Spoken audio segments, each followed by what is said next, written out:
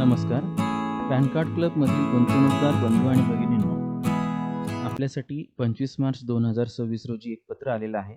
या पत्रामध्ये आपल्याला पॅन कार्डचे जी गुंतवणूक केलेली होती त्याबद्दलचं थोडीशी माहिती किंवा अपडेट आलेलं आहे. ते आपण या व्हिडिओमध्ये पाहूया. तर या व्हिडिओचा नंबर आहे यूट्यूबवर शोधण्यासाठी PSCOMMERCE स्पेस 11051 म्हणजे PS कॉमर्स स्पेस 11051. ज्यांनी माझा चॅनल अजूनपर्यंत सबस्क्राईब केलेला नाही, PS कॉमर्स या चॅनलला सबस्क्राईब करण्यासाठी लाईक बटनावर क्लिक करा. त्यानंतर रेड कलरमधील सबस्क्राईब शब्दावर क्लिक करा. त्याच्यासमोरील बेलच्या चित्रावर क्लिक करून ऑल या पर्यायावरती क्लिक करा.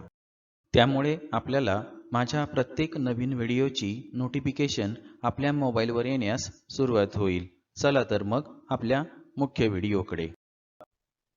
ओम श्री सद्गुरू समर्थ मार्केटिंग प्रतिनिधी वेलफेअर असोसिएशन यांच्याकडून हे 25 मार्च 2026 रोजी आलेलं हे पत्र आहे. ओम श्री सद्गुरू समर्थ साटम महाराज नमः. श्री सद्गुरू समर्थ अवधूतानंद महाराज नमः.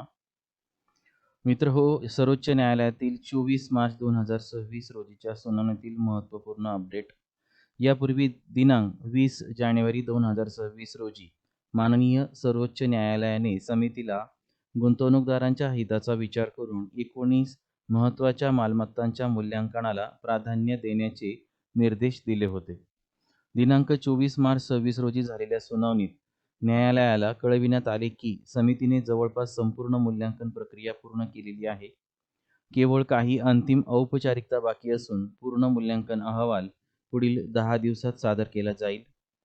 ही सर्व गुंतवणूकदारांसाठी अत्यंत महत्त्वाची घडामोड आहे, कारण मूल्यांकन प्रक्रिया आता अंतिम टप्प्यात पोहोचली असून कंपनीच्या एकूण मालमत्तेबाबत अधिक स्पष्टता मिळणार आहे.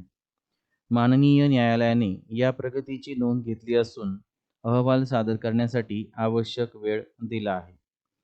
प्रकरणाची पुढील सुनावणी आता 29 एप्रिल रोजी होणार आहे, ज्या दिवशी सादर केलेल्या मूल्यांकन अहवालावर विचार होण्याची अपेक्षा आहे. त्यामुळे येणारे दिवस गुंतवणूकदारांसाठी अत्यंत महत्त्वाचे आणि निर्णायक ठरणार आहेत, कारण पुढील निर्णय हा या अहवालावर मोठ्या प्रमाणात अवलंबून असेल.